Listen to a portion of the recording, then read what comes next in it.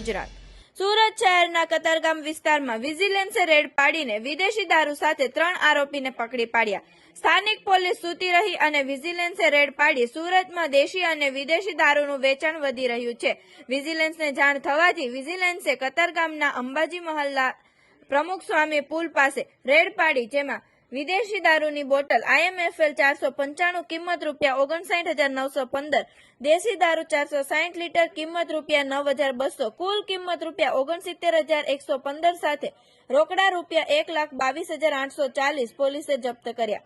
વિજિલન્સે red પાડતા 5 mobile ₹25,000 મળીને કુલ મુદ્દામાલ 2,17,400 સાથે 3 આરોપીને ઝડપી પાડ્યા। આરોપીના નામ જીતુ પ્રકાશ બેહરા, સાગર હરીશ ખુટિયા, રંજન કેમ હાઉસ સાથે 3 આરોપીને વોન્ટેડ જાહેર કરવામાં આવ્યા છે। તુના ડોક્ટર પંડિત મુખ્ય આરોપી, કાર્તિક અને જેહમ આ 3 આરોપીને વોન્ટેડ જાહેર કરવામાં આવ્યા છે। આવા અવનવા સમાચાર જોવા માટે જોતા રહો P24 ન્યૂઝ ગુજરાત।